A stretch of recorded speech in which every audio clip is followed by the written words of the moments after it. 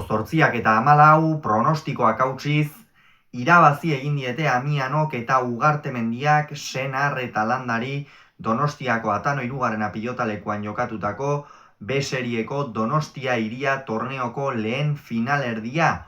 22 eta 14 amaitu da azkenerako norgehiagoka, Amiano eta Ugartemendiaren alde, eta honen bestez, Irungo aurrelariak eta Alkizako atzelariak osatzen duten bikoteak finala jokatuko du ostiralean. Biharre jakingo dute zein izango den euren aurkaria. Salaberriak eta Bikuñak Murua eta Gabirondoren aurka jokatu beharko baitute bigarren finalerdi hori. Bientzat lehen norgehiagoka zen, beraz, gogoratuko dugu bakoitza nondik heldu den, batetik Beñat Senar ezta Mastersa jokatzen ari, eta beretzat garrantzitsua zen torneo hau. Una Islanda bai, Una Islanda gainera aurrekoan maila nagusian jokatu zuen Aitor Elordirekin batera, eta ez zuten irabazterik izan, baina berez B serian ari da Peio Etxeberriarekin titular moduan. Unai Amianok irabazi egin zuen Arkaitz Gabirondorekin batera azken partida hori, Mastersekoa, Oiartzunen, eta Gorka Ugartemendia ere ez da ari Mastersean, eta harentzat ere gaurko partida garrantzitsua zen. Hasieratik ikusi da ala ere Una Islanda deseroso zegoela atzean, ezin izan du nagusitu, kolpea tiradio behin baino gehiagotan Oiartzungoak, baina Unai Amianok nahasi du norgehiagoka. Haze joko puntuan dagoen Irungo aurrelaria.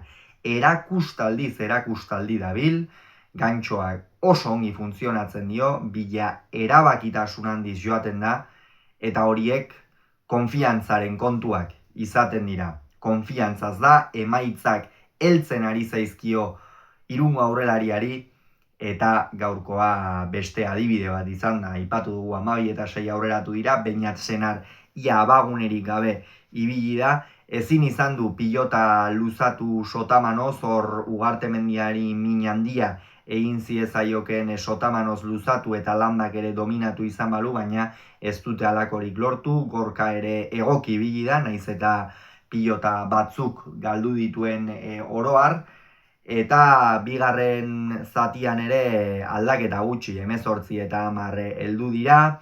Amianok berean jarraitu du asko jokatzen, eta Landa pixkanaga gehiago okertzen joan da. Egiten zituen keinuek eta erakusten zituen aurpegiek hori zioten, deseroso zegoela kantxan, ezinean bezala, eta kolpea tiratzen bazion ere,